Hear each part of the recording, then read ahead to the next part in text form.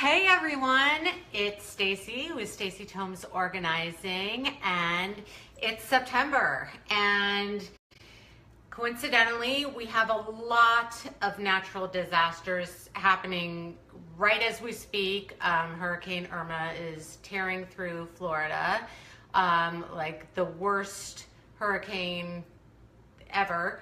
And Hurricane Harvey just happened and destroyed Texas, and it's just crazy. There was a huge earthquake in Mexico, like the biggest they've had in 100 years, and coincidentally, it's Natural Disaster Preparation Month. So I thought tonight, I would talk about some tips for you guys to just be prepared in case of a disaster, because it's bound to happen. I'm a little paranoid about earthquakes myself. As a California girl, this is mostly going to be about earthquakes because that's the preparation that we have in our home. We're, not very likely to have hurricanes or tsunamis or terrible flooding, but who knows? Anyways, it's great to be prepared for anything because you just never know what's going to happen. Fires, whatever it is. Take some time to have some basic supplies on hand, and you will rest assured knowing that if something does happen, you and your family are prepared. So I wanted to first talk about the important aspect of creating an emergency plan with your family. So you need to gather your whole family together, whether if that includes relatives or just your immediate family in your own home. Get everyone together, get the kids together. They do earthquake drills in school if they live in California, so that's something that they're used to doing, but bring it home and make sure that you guys have a plan. If you're all home and an earthquake happens, or if they're at school, dad's at work, we're not home, we're out of town, you need to have a plan in place. So I'm here tonight to help you guys sort of get that organized and hopefully inspire you to get at least some basics together and have them on hand for you in case of an emergency situation. So, like I said, the first thing you want to do is gather your family, and you want to discuss this, and you want to be really open and honest about it. And depending on the age of your kids, you can decide how you want to tell them about things, but here we go. So you want to first talk to them and identify everyone's responsibilities in case of a situation. So if you are in California, you're going to talk about, okay, what if an earthquake happens and we're all asleep? It happens in the middle of the night, and what do we do? So obviously you want to go through the stop, drop, and hang on and get under something heavy. Most likely a table is good. You want to make sure to really emphasize that they need to be away from windows or glass or anything that can come flying, fall off walls, break. Fireplaces are not good to be around as well. And doorways, that was our old advice, was to get in a door jamb and hang out in the doorway. Not a good place to be, because the foundation can start cracking and the building could start to crumble and fall down on you. So you want to teach your kids, and for you to know, to just be away from anything that could fall on you, including walls. Also, don't run outside unless you have a really big open area, but you want to be sure that you're not in the direct access of trees, power lines, or I don't know, just anything that could fall on you, basically. Stay away. Try and stay in an open space, and when the earthquake is happening, get under a table and duck and cover. So that's number one.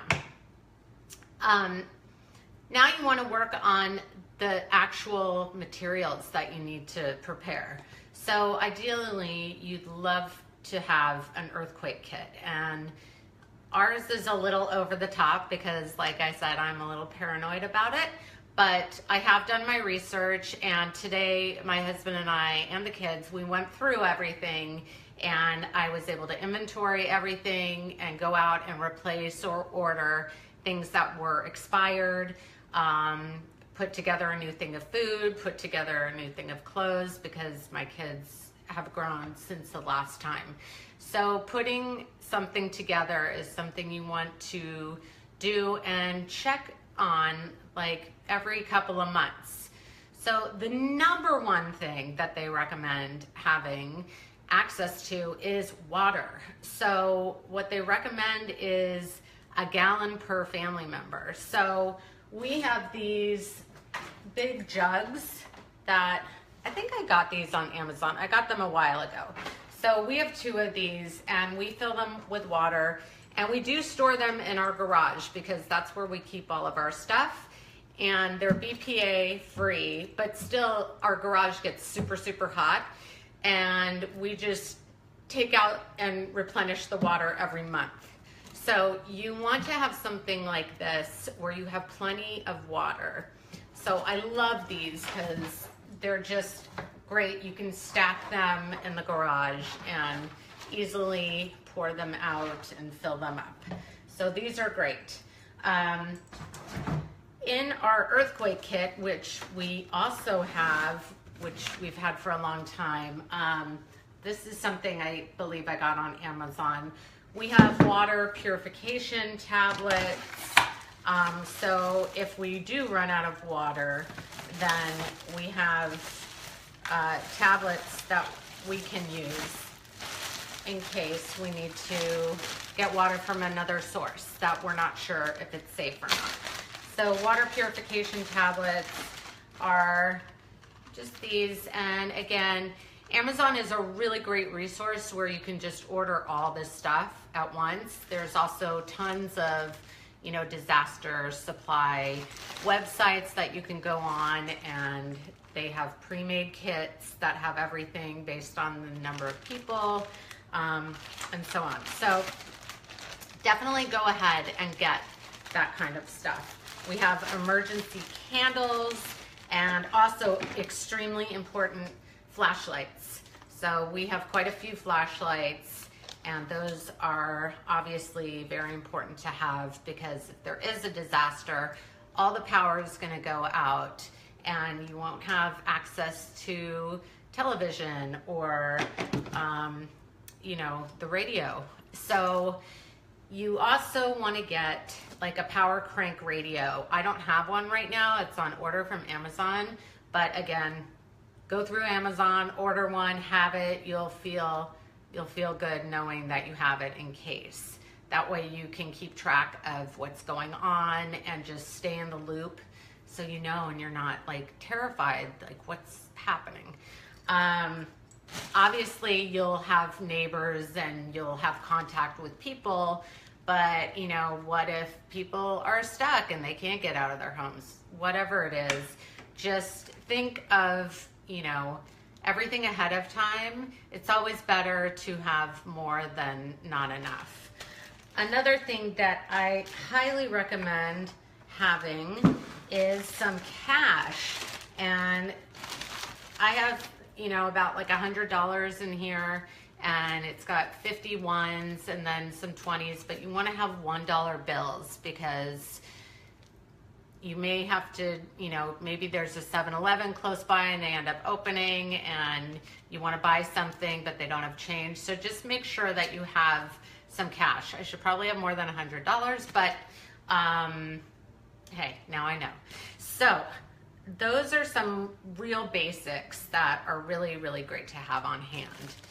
There are other things that are really important too. So say you lose access to your computer, or say there's like a cyber attack and you don't have access to your information that you have online, or if you have a fire and your documents are burned, or anyways, what you really want to do, number one, for insurance purposes, is take about 20 minutes, go through your house with your phone or a camera, take a photo of every room in your house, and take a picture of any valuables that you might have, and keep them in a file, and take photos of the exterior, everything, your house, what it's looking its best.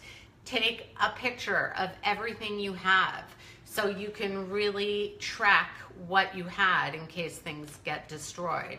That's hard to do because it's super scary to think of that happening, but you want to get that done. You want to have it in a document, and that way you have reference as to what you had before the disaster.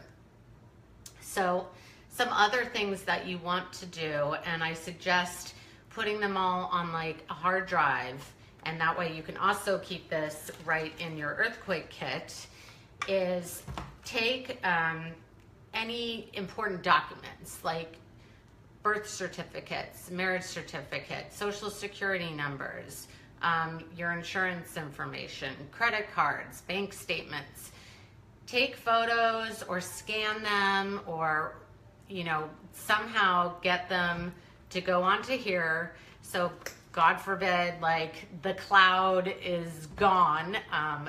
Many of us feel very secure with all of our information up in the cloud, whether that's through Amazon or Apple or Google. I think they all offer cloud service. I know it feels very, it feels a little odd to me knowing that all of our information is there. So I love to have a backup. And on this backup as well, you can store family photos. You can store some of your music, depending on the size of the backup drive. You can store a lot of stuff on here and then just have it here. And again, you want to update this whenever anything changes. So, maybe every 3 months, maybe you decide to put everything together tomorrow or next weekend, and you get everything on a drive. And I suggest putting it on your calendar for 3 months from now to just check in with that and make sure you don't need to update any information. So, also in our earthquake kit, we have a big trash can that's in our garage, and we also have another bin filled with stuff, but we have clothing, so we have like a bag for each person in the house. So there's extra underpants, pants, shirt. We also have blankets and what's this called? Windbreaker, rain jacket, towels, socks for everyone. You want to try and think of everything that's going to help you feel a little more cozy in case you're, outside and you can't get inside your house, or, you're in a bad situation. So again, the clothing is really important, and food is really important. And it's not super easy to store extra food, but again, you want to go through this every 3 to 6 months and just, get rid of the stuff. If it's been in your garage and it's been, in the heat, you want to replace it and put new things in. But some really great things to have are just some basic staples that have good shelf life. So like peanut butter, pretzels, protein bars, tuna, ramen. You could, potentially use your barbecue. Also a propane tank. Make sure you have a full propane tank in case you do need to cook outside. Nuts are great. Soups. So you want to have these kind of things that have a good shelf life. Also, make sure that you have a can opener so you can open the canned items, and some utensils. Cups for the water are also great. Another thing would be some matches and some candles, lighters. Look, I've got everything. It's a little obsessive. But hey, come over to my house if anything happens. A whistle. You need a whistle because you're going to need to, you know, if you can't scream really loud, and this is a terrible whistle, now I know I need to get a better one because it's kind of weak. Those are great things to have as well. We also just bought a new fire extinguisher. Again, in case of a fire, we have one already, but we thought we should have two. So just for the preparation and peace of mind, so much better to have everything as opposed to not having enough when you are in a really tough situation. So, you know, we have some gas masks because my daughter decided that we needed gas masks. So these are great to have. Maybe there's a nuclear bomb. I don't know. Medications. You want to make sure that you have at least a week of medicines on hand because what if you can't get into your house and you can't access your medication? So if anyone in your family takes medication on a regular basis, you definitely need to have some extra and put it with all this stuff. Also, same goes for pets. I can't believe I didn't talk about the pets. So you need pet food and, you know, again, water. So make sure there's a bowl or something in there for your dogs. If you have dogs or cats, you need to have some supplies on hand for them as well. So I think that that's pretty much, well, you know, I also want to talk about creating an emergency plan with your family in case evacuation is necessary. So if you find out you have to evacuate, where do you go? We have a binder where it has people's phone numbers and it has places that we would go.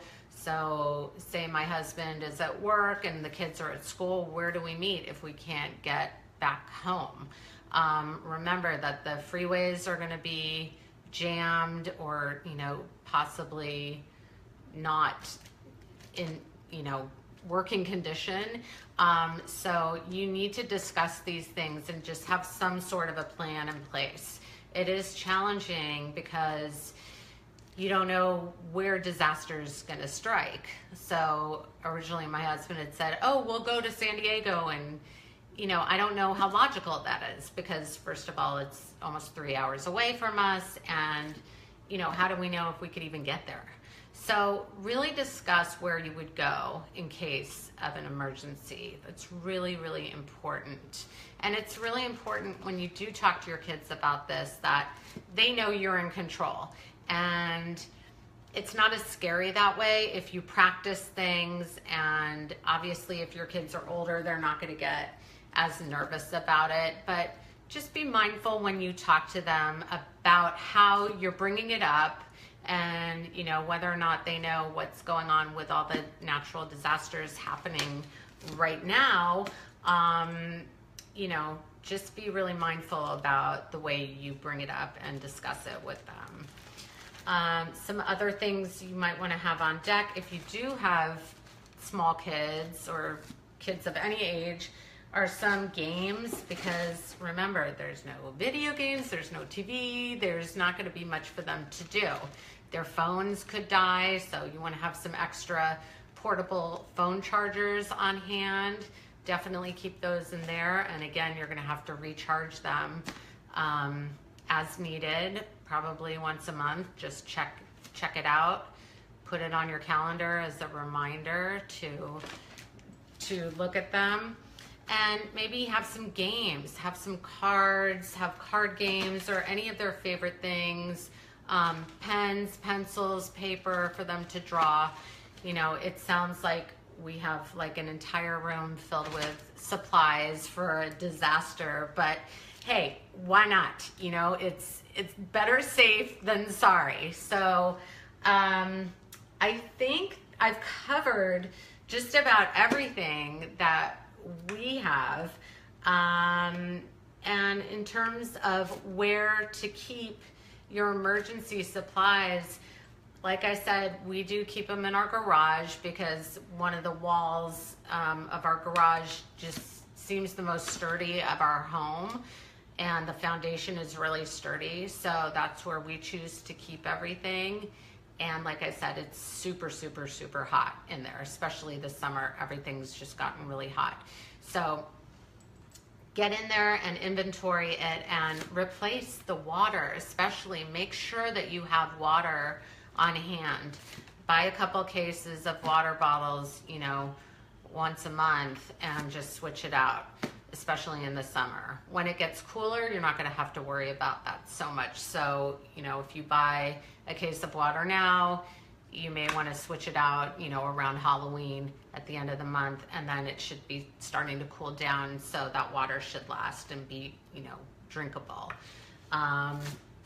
What else? Oh, I forgot my favorite thing. So, all right, well, here's another idea too, is putting stuff in a backpack. You could have like a backpack for each of you, and that way you can just, it can be by your bed, by the kids' bed, have water, have flashlights, have whatever emergency supplies, a first aid kit, just a few things in the backpack so you can just literally grab it and go in case you need to.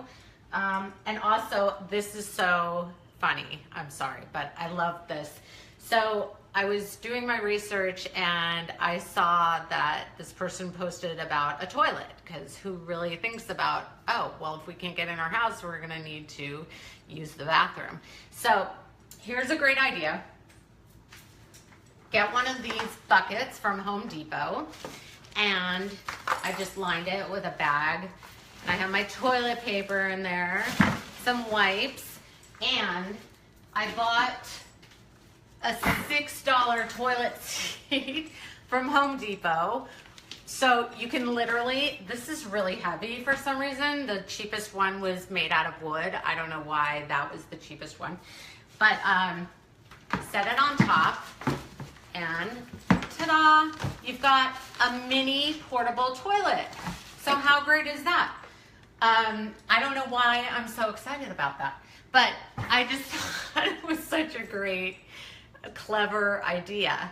I also saw another cool trick, and I don't have an example of it, but you can look it up online. But someone had taken just a regular battery, I think it was just a AA battery, and a paper clip and the lightning charger, you know, for the phone, and they somehow rigged it where they were able to get a charge on their phone just by a AA battery and the paper clip, just kind of, you know, wiring up all, I don't know. It was a great, great, great hack. So if I find that, I will post that on Mamapedia, because I love that. And it was, I haven't done it myself, so I don't know if it actually does work, but on the video it works. So hey, it's worth a shot. Anyways, thank you so much for joining me, and I'm sending prayers to everyone in Florida and, you know, wherever any disaster strikes. We are here. We want to help. You can contact the Red Cross. You can donate money. You can figure out what you can send, but I think money is always the best and the easiest thing for us to do. I was at Wells Fargo a week ago, and for Harvey, they just had like a donate to Red Cross for Harvey victims, and it was so easy. It just went right out of the bank account. And you know, hey, we're all in this together. So let's be a really strong community and help one another. And yeah, get prepared, because, you know, it's worth it. It's worth just taking a trip to Home Depot, or just jumping on Amazon right now and just putting a bunch of stuff in the basket and ordering it. It's such a, you know, gives such peace of mind just when you know that if something does happen, you are prepared. All right, so hopefully that was helpful, and thank you.